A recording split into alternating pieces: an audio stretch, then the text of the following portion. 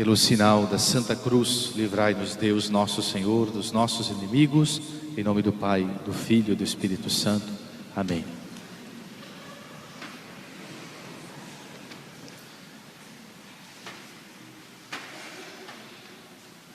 Meus prezados irmãos,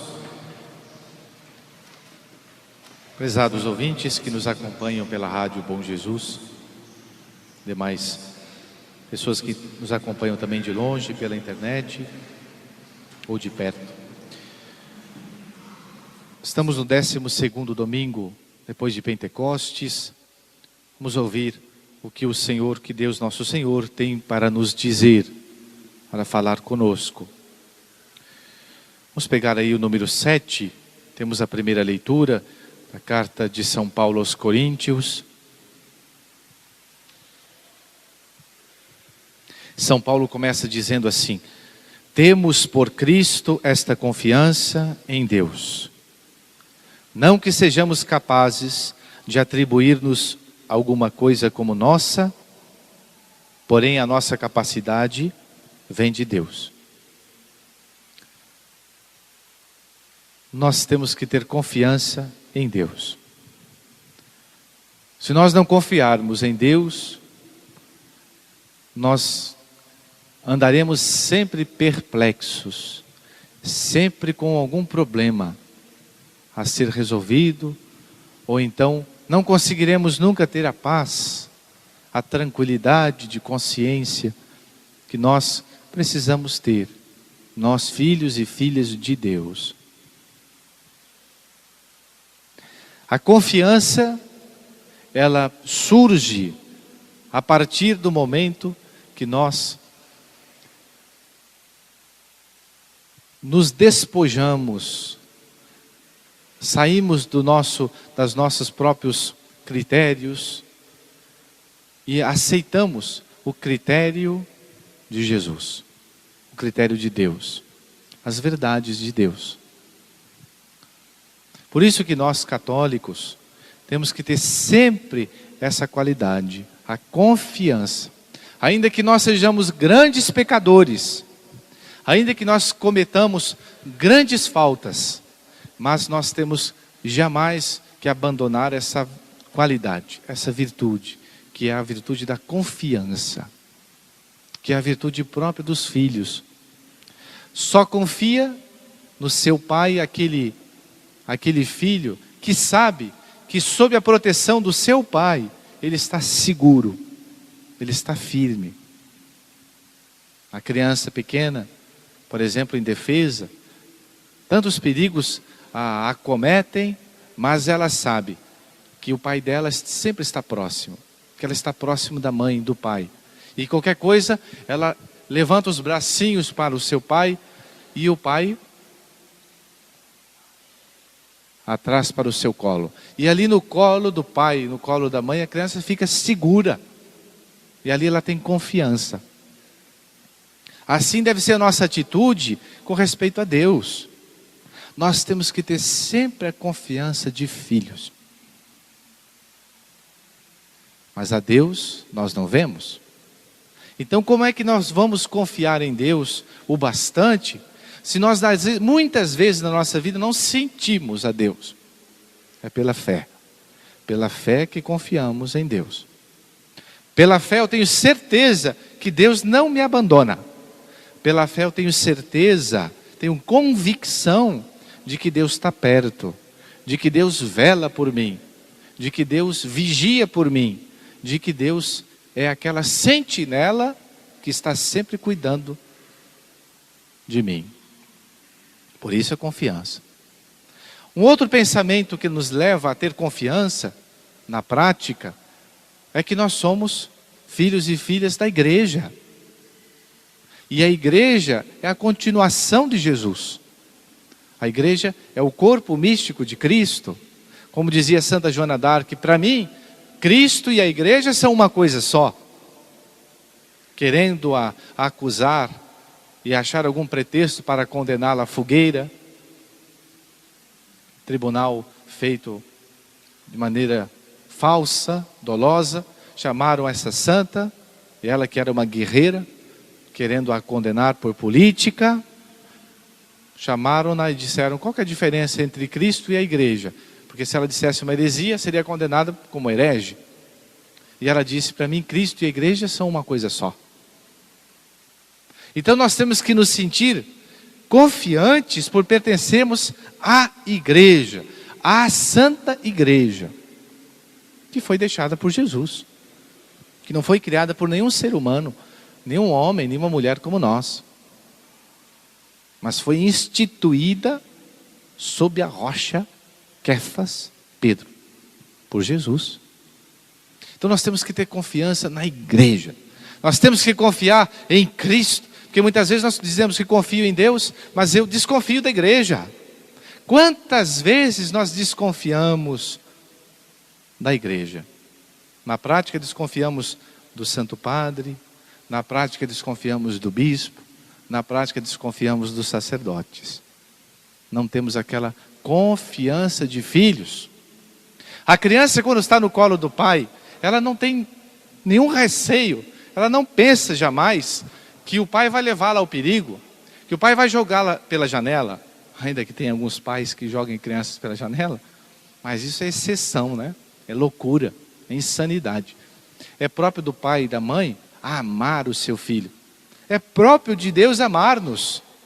E Ele não nos confiaria a uma instituição falida, uma instituição que nos levaria ao erro, à heresia, às falsidades. Então nós temos que ter confiança. Confiança. Depois São Paulo vai dizer assim, ó: Ele nos fez ministros idôneos do Novo Testamento. Ele quem? Jesus. Jesus confiou aos apóstolos a idoneidade, a capacidade, as graças de Estado para serem continuadores de Cristo, da obra de Jesus, da pregação, dos seus ensinamentos, da sua doutrina. E isso é muito importante. Isso é importantíssimo. Pois bem, mas os apóstolos morreram. E os apóstolos deixaram seus continuadores, que são os bispos. E os bispos têm também os seus colaboradores, que são os sacerdotes. Então, meus prezados irmãos, temos confiança nos sacerdotes, no bispo. Quando o bispo tem uma atitude, não é, por exemplo, tirar um sacerdote, tirar um padre, colocar outro. Ou então quando um padre fala alguma coisa, faz alguma ação, eles pensaram antes de fazer. Então não desconfiemos dos sacerdotes, não desconfiemos dos bispos, dos nossos pastores. Porque se eles errarem, eles vão prestar contas a Deus. A nós compete a obediência, a humildade e a benevolência. Eu falo isso porque tem gente, ao escutar o meu sermão, aqui dentro não, mas em outras cidades onde a gente celebra, tem gente que vai com um papelinho na mão e uma caneta para anotar as heresias que o padre fala no sermão. Olha, heresia, heresia, heresia, heresia, esse padre herege. Só faltou dizer assim: vamos queimá-lo na fogueira.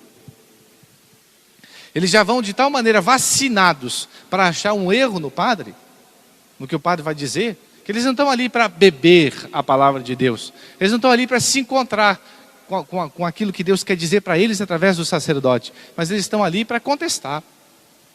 Igual o doutor da lei que perguntou para Jesus nesse evangelho aqui: o que eu preciso fazer para ir para o céu? Quais são os mestre, que devo fazer para possuir a vida eterna? Mas ele não queria saber o caminho do céu, não. Ele queria pegar Jesus. Ele queria condenar Jesus se ele falasse alguma coisa errada. Então tem uma diferença, né? Quando nós temos essa benevolência, quando nós já nos armamos de tal maneira. Isso eu digo com respeito à palavra do padre, o sermão. Mas e o que dizer das ações do sacerdote? O que dizer quando um padre, por exemplo, faz alguma coisa e o povo diz assim: ah, mas o padre anterior não fazia. Não, o senhor Francisco não ensinava assim, ele não agia dessa maneira. Padre José Paulo não agia dessa maneira, assado, assim ou assado. Mas espera aí, olha para o dedo das tuas mãos. Abre a mão aí, todo mundo vai abrir a mão. Olha para a sua mão, olha os dedos da sua mão. Tem um igual ao outro? Não. Significa o quê? Que nem os apóstolos eram iguais. Os apóstolos eram 12, e um era diferente do outro. E às vezes havia até atrito entre um e outro, mas eram apóstolos. Eram enviados por Deus. A mesma coisa os nossos sacerdotes. E Deus não vai me pedir conta, Deus não vai te pedir conta daquilo que você pensa, comparando um padre com o outro. Deus vai pedir conta daquilo que você é diante dele.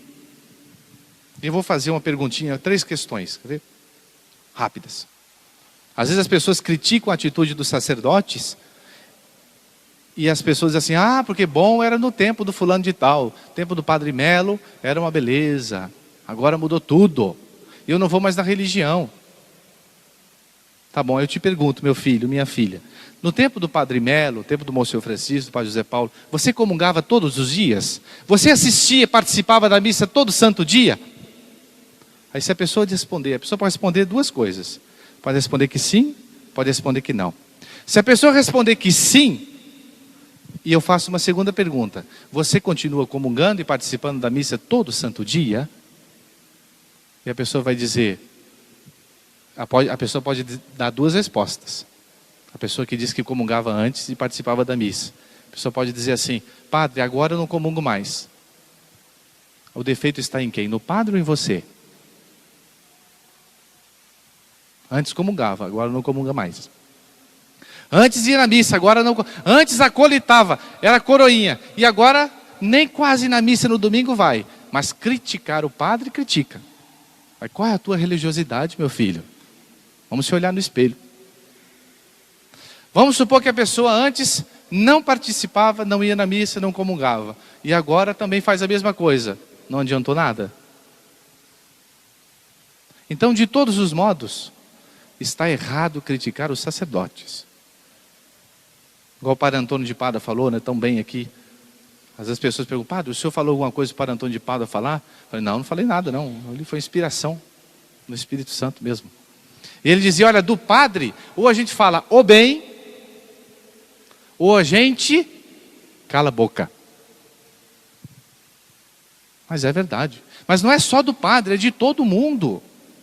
Nós temos um defeito muito grande nessa paróquia. Eu posso dizer com propriedade porque eu conheço. E atendo as confissões. É a gente criticar a vida dos outros. A gente falar da vida dos outros. Se nós sabemos de algum erro dos outros, nós temos que rezar pela pessoa. Nós temos que tentar ajudá-la, auxiliá-la. E se vem se é uma atitude que eu não sei do superior, evidentemente que eu tenho que ter a benevolência de pensar, poxa, o padre pensou, o bispo pensou para agir, muito mais do que eu. Ele tem a graça de Estado, ele está vendo coisas que eu não estou vendo, para agir assim. E volto a dizer, às vezes nós temos aquela nostalgia, saudade do passado, mas no presente eu não sou bom. No presente eu não me confesso, eu não comungo, eu não participo da missa com vontade, eu não amo a Santa Missa, a riqueza da missa na forma extraordinária. Então isso é muito importante. Não é? Tem gente que diz assim, padre, eu não vou mais na missa. Por que você não vai, meu filho? Porque mudaram tudo. E se for olhar para a vida da pessoa, a pessoa é um mulherengo. A pessoa não se confessa, não comunga, não é porque mudou alguma coisa, é porque ele não presta. Porque ele não vale nada. E coloca a sua culpa no sacerdote. Você vai se condenar porque você falta o amor a Deus. Não é porque o padre mudou ou deixou de mudar. Porque se o padre muda ou deixou de mudar, ele que vai prestar contas a Deus. Não compete a você. Então isso é muito importante. Hoje eu estou aproveitando para lavar roupa suja. Roupa suja se lava em casa, não é? Mas de vez em quando é bom lavar, porque ela vai ficando pegando algumas manchinhas. Não é? Minha gente, isso que é importante. E o mais importante é a nossa confiança, é o nosso amor. O Evangelho da Missa vai falar isso. Olha, gente, o mais importante é amar a Deus sobre todas as coisas. E amar ao próximo como a nós mesmos. o próximo começa em casa. Às vezes a gente pensa, amar o próximo é aquela pessoa lá que mora lá na Bahia, ou lá no Paraná. É como é que o tadinho. Não é? Gostaria tanto de amar aquela pessoa que deu um enchente, que ficou sem casa, pobrezinho. Ah, como eu amo aquela pessoa. E você ama o seu marido, e você ama a sua esposa, você ama os seus filhos, você ama os seus pais que você tem, com as suas qualidades e com seus defeitos? Essa é a grande pergunta. Porque às vezes a gente aparenta uma religiosidade, não é? Mas na verdade eu humilho a minha esposa, eu digo que ela é uma burra, que não vale nada quando ela erra. Você não presta. Isso é caridade? Não. Isso é fachada de caridade. Difícil é amar aquelas pessoas que eu convivo todos os dias, com quem eu me relaciono, não é? Aquelas pessoas que eu não vou com a cara delas. Isso que é difícil. Então, meus prezados irmãos, nosso Senhor nos convida a voltarmos às fontes, a voltarmos ao Evangelho e a dizermos para nós mesmos: eu preciso melhorar, nós precisamos melhorar. Existem duas pessoas perfeitas na face da terra, né? Uma já morreu e a outra ainda não nasceu. Então quer dizer que todos nós precisamos de perfeição, precisamos buscar sermos melhores. E a confiança nos sacerdotes, confiança no nosso bispo, confiança no Santo Padre. Vamos confiar, isso que é importante, confiar e amar. Ama quem confia, confia quem ama. Louvado seja nosso Senhor Jesus Cristo.